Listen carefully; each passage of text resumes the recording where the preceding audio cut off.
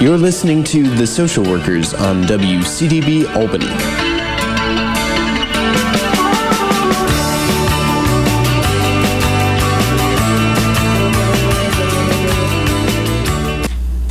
And welcome back. You are listening to The Social Workers here on WCDB Albany, and we have a special show lined up today.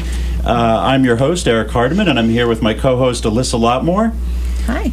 And a student, Jess Perk. Hi. So we're excited about our show, and Alyssa's going to tell you a little bit about what's going to happen today.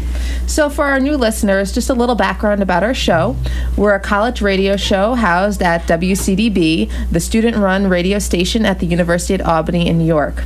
Our show is unique because aside from discussing social work topics, we have faculty and social work students as our co-hosts, and even they're on sometimes as our guests. We also have a course in the School of Social Welfare where students can learn how to be media-savvy social workers, where we see the public as client and look into reaching individuals who may never have considered seeing or using a social worker. You can find out more about our course in the fall 2015 edition of the New Social Worker magazine. Today I'm really excited because we have a special guest, Donna Bodenheimer. And Donna is a LCSW graduate from Smith College with her MSW, and then she completed her doctoral studies at the University of Pennsylvania.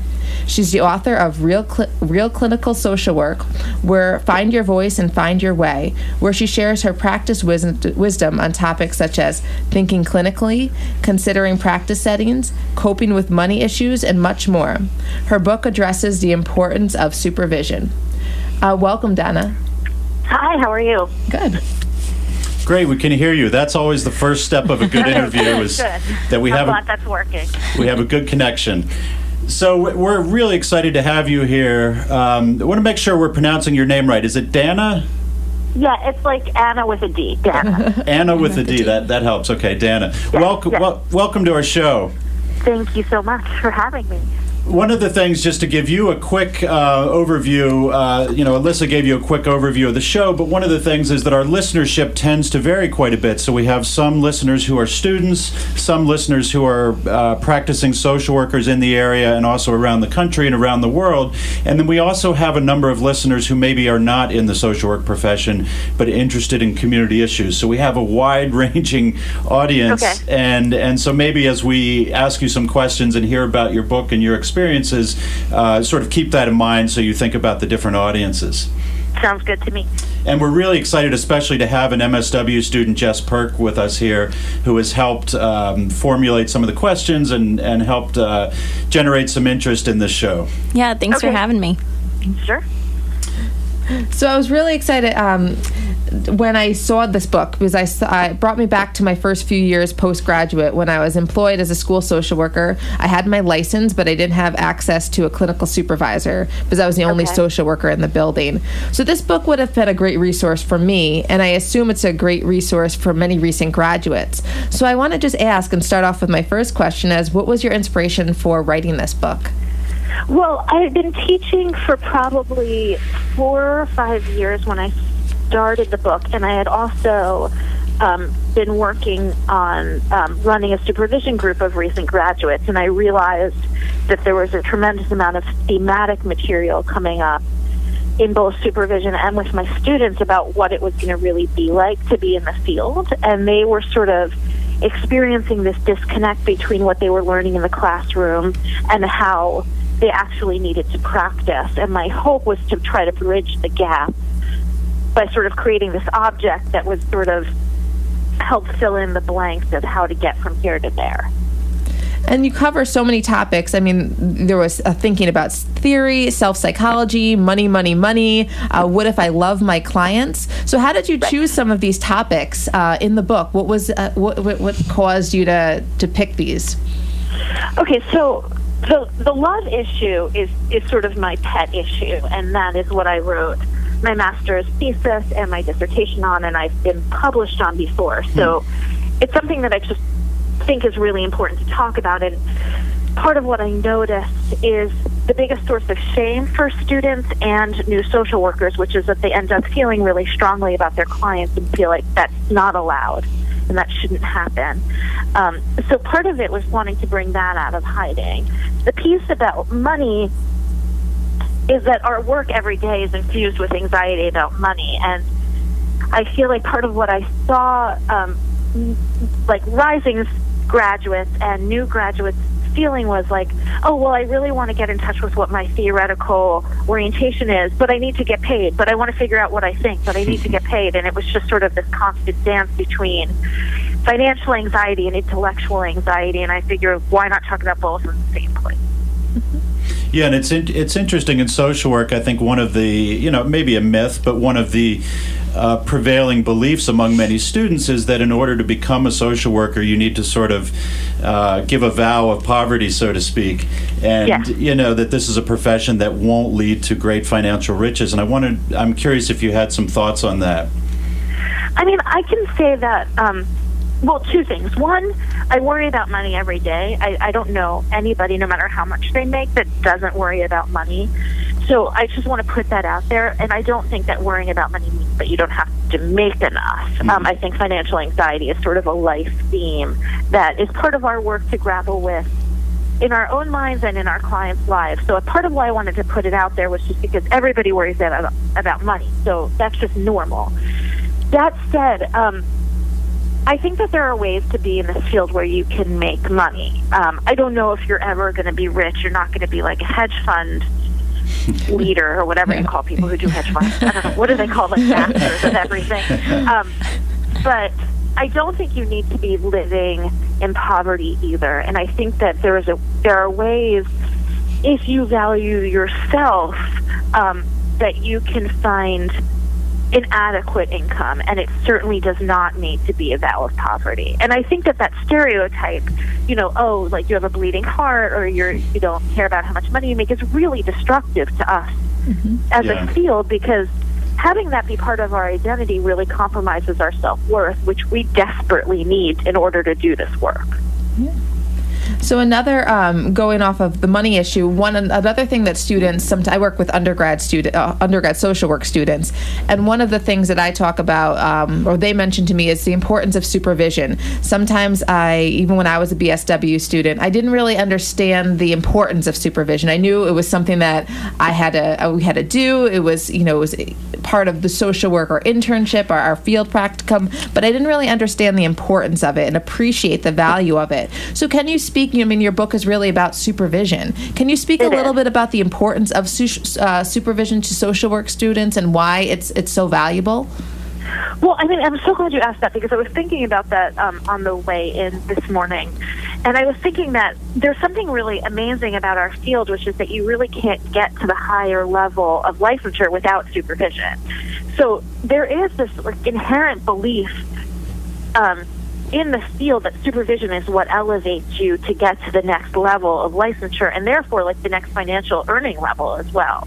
So supervision is really a gatekeeping method in our field that it terrifies me that agencies sometimes don't give it. So I just want to say that. In terms of the importance of supervision, I feel like supervision, one, is a place where you gain practice wisdom from an elder, and that elder doesn't have to be an extreme elder, but somebody who's been there a little bit longer than you.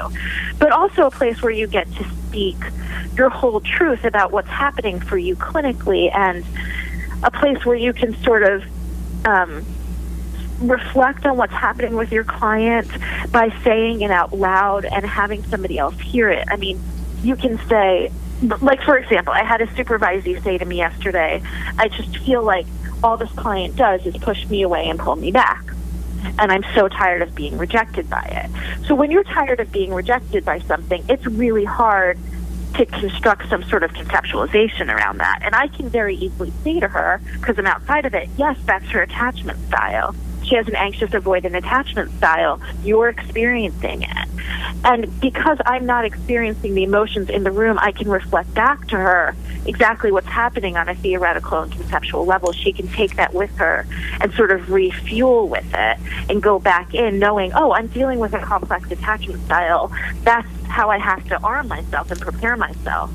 So I feel like without sort of the wisdom of the presence of another, we're not able to think critically about all of the things that are coming up in our cases that really just elicit emotion, which makes it much harder to think straight. That really that's like a great description of the importance of it, because I might use that when I'm talking to individuals, but it really does. You need it for growth, you need it for understanding, you need it for processing, for self-reflection, and I think it's so important, and this book is really valuable because even though we love for supervision to be offered all the time and, you know, us to always have access, sometimes, as you're right, some agencies don't always have them, especially, like I said, when I started out, I was in a school setting, and I was the only social worker in the building. So I had access to supervision in other schools, but it wasn't that day-to-day, I need to speak with someone this week about this client or something like that. So a book like yours is really valuable to those who want to grow professionally and want that sort of resource, but don't always have the access to it based on, you know, the agency or the setting that they're in. Yes, absolutely. And I think another thing that's really important to add is that when you know you have supervision, you listen to your clients in a different way, because you're sitting there listening and thinking, I should tell my supervisor this. I should tell my supervisor that.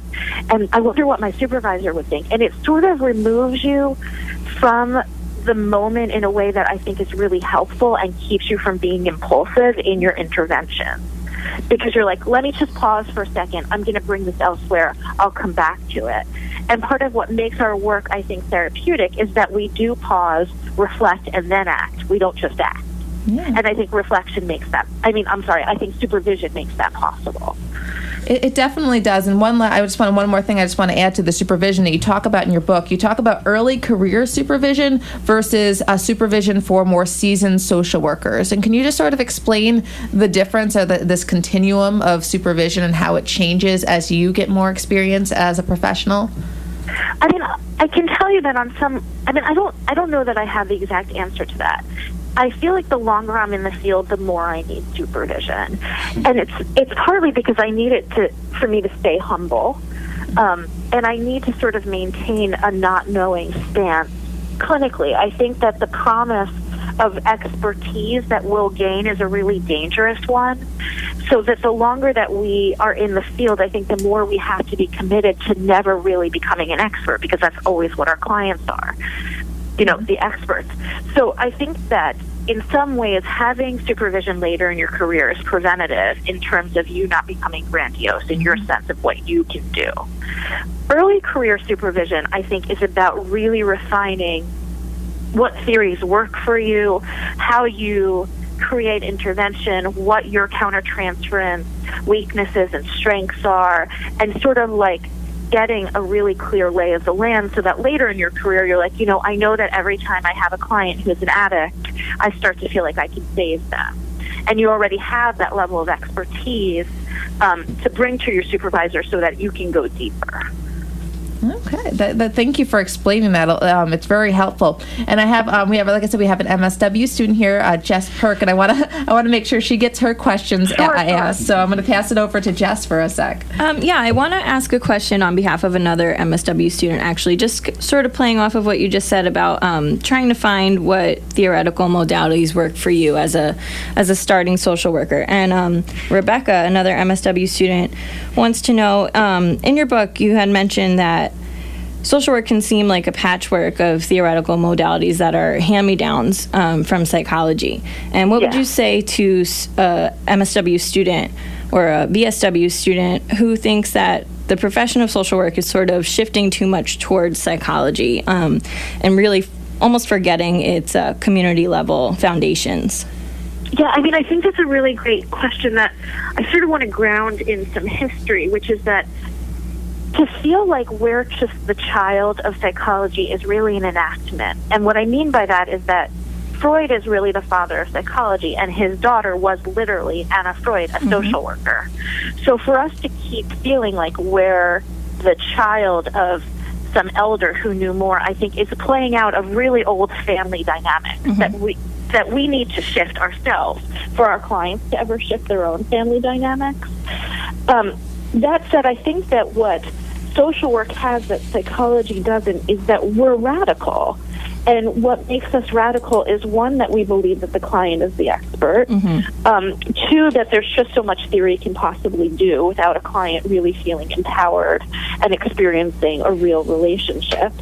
And three, that we know that no matter what psychological theories we have about what's happening inside somebody's mind, the problems in the world are the real issue. And so we can be like, this person appears to be schizophrenic, and their defensive functioning is that they're, always escaping into some paranoid delusion. Right. But really what we know is that the world is unbearable for them to live in. Yeah, I think it has to do with the social work, like person and environment type framework. Yeah, I think that that's true, but I think that also, like, our job is in some ways to recognize that the environment is always more unhealthy than the person. And I think that that is what makes social work unique and more powerful in my mind than psychology, because it holds so many competing truths at any one time. And I think that in some ways, and I don't want to bash psychology, my supervisor is a psychologist, and I don't want to split, but I feel like in some ways, the ability to hold that the world is ill and your client is ill, rather than just falling for one or the other being the definitive truth, is like really intellectually sophisticated and incredibly hard work for the clinician sitting with the client, because you really just want to be like, the problem's in the room, right? And so I can fix it. But you can never really do that. Interesting. Dan, I wanted to ask you, let me just remind our listeners, if you've just tuned in, you're listening to The Social Workers, a live talk show about social work and community-related issues, and we're interviewing Dr. Danna Bodenheimer, who's written a book entitled Real-World Clinical Social Work, Find Your Voice and Find Your Way. And I wanted to ask you a couple different questions about the title of the book, Danna. First of all, real-world clinical social work. Why real world? What is the distinction there between maybe what a student learns in the classroom and what actually they need in the quote-unquote real world? Okay, so I feel like I was able to write the book from the unique perspective of teaching and being in the field. And what I've sort of noticed, I was teaching at Penn when I wrote the majority of it, is that I'm teaching at Bryn Mawr now. The pressure to produce for professors is keeping them out of the field.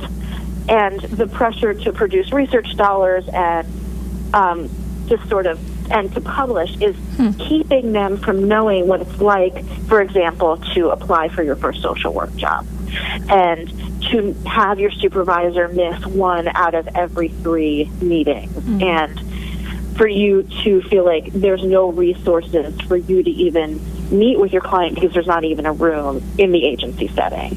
So part of what I was writing, the perspective I was writing the book from, was straddling the world of sitting in the classroom and knowing what was going on for clients, and also really being in the field by being a field liaison, by being in the field myself, by doing a tremendous amount of supervision. And what I learned was that students were experiencing a gap in what they were being taught versus what they were experiencing, which I know I said at the beginning. My hope about the book was to be like, listen, this is what's really going on out there. This is what I've heard in the classroom. This is what I'm seeing. And I want to talk to you from the perspective that, like, things are rough.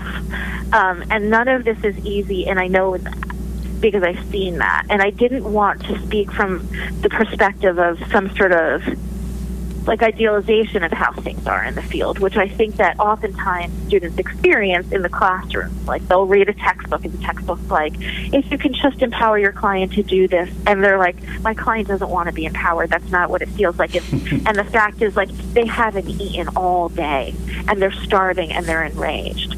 So I feel like I just sort of wanted to bridge the gap between what's written on the page and what's experienced in life. Great. It's a wonderful explanation. Now, the second part of my question, the subtitle of your book, if you will, is Find Your Voice and Find Your Way.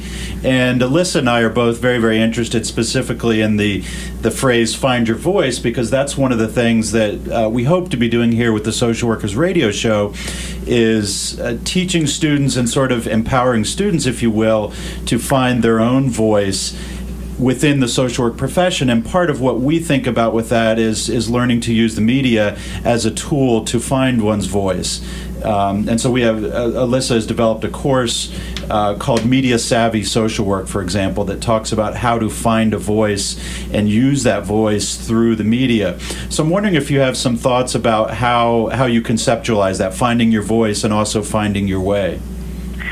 So I just want to put out there that I'm not great at the whole media thing. I mean, I'm really connected to both Jonathan Singer, who does the Social Work podcast, and Linda Groman, who is my editor, and they have really modeled what it's like to use the media, but I feel completely naive about that. But I'm sort of witnessing how well they're using the media to connect people and to have real conversations that don't exist in the classroom and don't exist in agencies either. So I'm a student of that myself. What I mean by finding your voice is like, I can't practice CBT. I myself can't. I don't believe in it. It doesn't work for me. It doesn't mean it doesn't work. I just know that I can't practice it. So if I am meeting with a supervisee, I'm like, listen, if you want to be supervised in CBT, I'm not the person for you. And there is a person who is for you. And I sort of was hoping with the book that readers would feel like, well, wow, this resonates with me. This is how I understand people. This makes sense with how I thought long before school anyway. Instead of sort of being like, well, my agency has a manual, I read it, and so I have to practice this way. I was sort of hoping that finding your voice and the message in it would be that there would be a unification between your personal self and ideology and how you ultimately practice, and that you need to find that click in order to practice effectively. Interesting. There's another part in the book, and this may take us in a different direction, so I apologize, but there's another part in the book where you talk about how sometimes social workers, and particularly social work students, feel frustrated at what they see, whether it's a system or a policy or a clinical situation. But along with that frustration, the social worker also feels helpless. And maybe that's related to finding your voice as well, feeling helpless? Yeah, I mean, I think it's really easy to get defeated out there. And I think it's because of the complexity of bureaucracy, the minimal amount of resources available, and the sort of feeling like the way that this agency functions existed long before me and will probably function the same way after me. And so, like, for example, I had a supervisee yesterday who was talking about how there was a surplus of $30,000 in her agency's budget, and they have to spend it by January 1st. And she's barely getting paid, so of course the irony feels horrible. And there's all this panic. How are we going to spend it? How are we going to spend it? And she's so angry about it. And they decide what they're going to do is throw a few parties for the community. And there's all this worry about what food they're going to order and all this really, like, ridiculous stuff. And I'm sort of like, you need to get back to the fact that if you have a party, that means you get to give your clients a place to be together. And it means you get to see your clients socialize. And it means you get to sort of live the dream of seeing your clients be happy.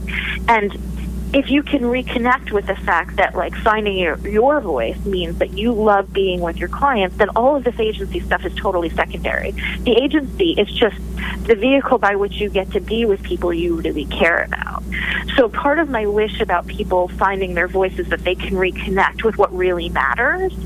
And so much of what I think happens in agency bureaucracy is like an assault on the intimacy that we should really just be experiencing with clients, because we get distracted by minutia.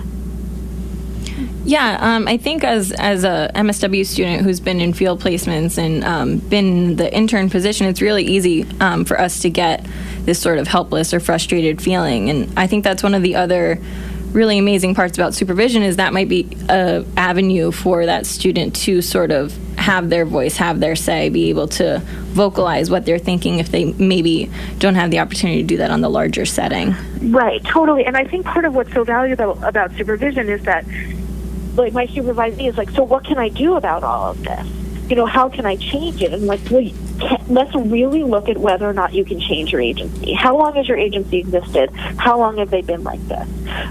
Probably you can't. Can you change your clients? Yes, you can. And your agency is giving you the opportunity to be with your clients and to help change them. And that's where the focus has to go. And I feel like as social workers, we have to be extremely economic with our internal resources. And the more that we spend our internal resources on agency politics, the less we're able to really be with our clients. And that feels like a tragedy to me.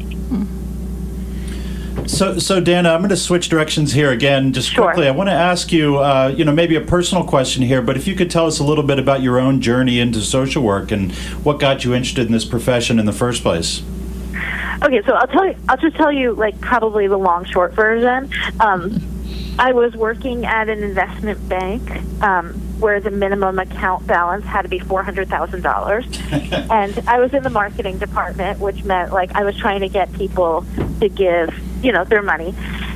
And more of their money and more of their money. And it was in Manhattan. It was in a Trump Tower. And I was working there on 9/11. And we saw a plane hit. And my boss said, it was Tuesday morning, we had a meeting, and the boss said, I can see that that's distracting. Let's just finish the meeting, and then we'll deal with that. Oh, my God. Wow. I know. And my phone was, like, ringing off the hook, and I was finally like, I'm going to excuse myself. I picked up, and my mother was like, you've got to get out of the building. I'm like, I'm in a meeting. And she's like, no, just leave. And it was, like, this moment where I was like, what do I choose here? And I realized that my, like, internal compass was so thwarted and had become, like, so misaligned with who I really was that it was time to go. And the next day, literally, I applied to the post-bac psychology program at Columbia, which I did for a year, and it was the hardest academic year I've ever had. So I just want to tell you, Columbia is hard. For me, it was really, really hard. And I was thinking that I was going to apply to my PhD in psychology, and I ended up going to the open house at Smith, where I'd actually gone undergrad, and I was like, there's no way this is going to work. And I, at the open house, was like, I can never do psychology. This is so meant to be. I ended up turning down psychology programs, got my master's at Smith, and immediately after worked in the counseling center at Temple University, where I started my doctorate studies at Penn. And spent several years in private practice, but recently opened a community center for the queer population in Philadelphia, where we're doing outpatient work for everybody who falls under the heading of queer, but specifically for trans kids. I really liked how so many times, sometimes students will say, I need to have my path lined out for me, like right when I'm in undergraduate. And I like how you sort of had this journey and different things motivated and inspired you to go different directions, even the distinction between going to psychology programs versus a social work program, and that, sort of that finding your way. It's not something that has to be laid out when you're a freshman in college or even a senior in college. It's something that you're on a journey. I mean, I certainly was. I majored in women's studies and ended up at an investment bank. I just don't even know how that all happened. But when you live in New York, you need to make money to survive, and you start to get really confused. You just start to get confused. At least I got really confused. And then I think almost like electric shock therapy with 9/11 was like re-jolted back into what mattered to me. And I haven't looked back, I'll say that much. Great. And one of the things, we were going back a little bit, you were talking about talking about using the media, and I think this book that you wrote was one way to be media savvy. You're using a book to reach a larger audience, and you also have a blog. Is that correct? I saw on the New Social Worker website that there's a blog. Can you talk a little bit about that, if that's okay? Yeah, so the website, because I promised my editor I would say it, is, and let me just tell you, my editor is amazing. So if you're listening to this and you want to publish a book, I would go with White Hat Press, because I've never had more of a cheerleader. But the website is www.socialworker.com/realworldclinicalSW. And Linda, my editor, sort of suggested to me that I should start trying to communicate with my audience on a weekly basis. And writing this blog has been an amazing meditation. It's just sort of a chance to take like an hour out of every week and be like, hey, I noticed this week, and it felt important, and maybe it would be helpful for you to read about it and learn about it too. Most of the reflections take shape after I've taught practice class, which I teach at Bryn Mawr, or after I've had a powerful supervision session or a powerful clinical session, where something just shifted for me in my mind. So I'm really enjoying writing the blog and not having to do much work to publish it, because I just send it to Linda and she posts it. But I'm thinking about how to get more out there in terms of social media. I'm sort of like introverted around it, and thinking like maybe it would be good if I really put myself out there more. But this is sort of my I'm putting my toes in the water, and the blog feels like a great way to do that right now. And that's really great, because that goes into, like I said, we teach the course, Media Savvy Social Work, and sometimes students say, well, I don't want to be on the radio, or I don't want to have to put my work out there to a larger audience, and students in the class have to listen to what I did. So there's this anxiety about it. So I like that, just putting your toes in, it's a great start. And I enjoy your blog, and I enjoy your book. So I'm glad that you're doing different ways for your audience, your followers, to sort of find out a little bit more. And again, that website is www.socialworker.com/real-world-clinical-SW. And also the book is on Amazon. And I'll add that I actually do really want to be out there. I think that part of what befuddles students and social workers are like is like how to get out there. And will it really work, or will I just be another Twitter account in a sort of black hole? And I think that, talking to other people about what's worked for them and what would suit you personally is probably a good way to go. Yep, but that's one thing we talk about is that, as social workers, we have those skills. We have the skills to engage, we can engage people, we can communicate with people. We have these really great skills that are great for being out there, but it's how do you, after you create a show or an article, how do you then promote it? So that's one of the things that we talk about, but you're doing a great job at it with your editor, and it's with your publisher, I'd just say, and it's really, we enjoy it. But Jess our student has another question for you. Sure, go for it. So on the blog, is it similar topics to what's discussed in the books? And I'm just wondering specifically about this idea of transference and countertransference, and if that's discussed any. That's definitely on the blog. Yeah. I mean, I can tell you that I started writing the book, I wish I knew what year, like maybe 2012. Okay. And it's not that much later, like it's almost 4 years later, but I feel like already my voice feels more refined, my experience feels a little deeper, so the blog is coming to me a little bit more easily than the book. And I think that's what happens, like the more you put your voice out there, the clearer you get in what you need to say. So yes, the blog is a little bit more of the same, and I think there's some twists. Okay. Yeah. So can you speak to any more about this idea of like what if you love your clients, and any of your thoughts on sort of countertransference? Sure. So first, I don't want to say what if, because it's when. Right. You will love your clients, there's no question. You might hate your clients, but even when you hate them, it's because you kind of love them. Right. So what if, and countertransference, I mean, so part of what I talk about in the book, and part of what I really think about a lot, is that there's countertransference, yes, and countertransference is basically, like theoretically speaking, what you're bringing into the relationship from past relationships. And I feel like, yes, that occurs. And what co-occurs with it and develops over time is that you also have a real relationship that's not only based on past relationships, it's based on what's happening between the two of you over time. So I'd like to think about, like, so is this love or powerful feeling like a countertransferential experience, or is this like born out of the real connection between the two of you? Those two things can never be clearly delineated. I don't want to put that fantasy out there. But sometimes people are like, oh, this is just countertransference. And I'm like, is it though? I mean, you've been sitting with this person for a year. You know everything about their child's lives. Like, don't you kind of love them yourself and them? So part of what I like to talk about is that there's like these co-occurring strands of countertransference in a real relationship that are sort of dancing together all of the time and like sort of switching who's in front and who's in back. The question you're asking is like, what about it? And I guess my answer is like, it just is, and it has to be dealt with in ways that are healthy and boundaried and productive for the treatment. And the more that we like hold ourselves back from it because it scares us, or we think it's wrong, or we think it's unprofessional, I think the more toxic the clinical relationship can become. So like for starters, like let's just accept the fact of it. And then let's move on to how we can create interventions and healthy ways of being with our clients that honor this truth. Right. So I think it's really like loving your clients makes you feel like you should show up less because you're like, oh my God, the way I feel is too much.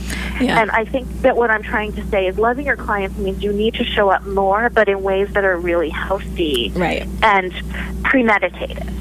Right. Yeah. When I first started my journey into this field, it was sort of like put out there that, oh, you know, Jess, you're going to be too much caring about your clients. It's not going to be healthy for you. You're going to have to keep yourself in check. And it was very discouraging at first. So that really resonates with me, that this doesn't have to be looked at as a negative thing, as long as you are keeping your boundaries and doing what's best for the client in the situation, that it's okay that it happens.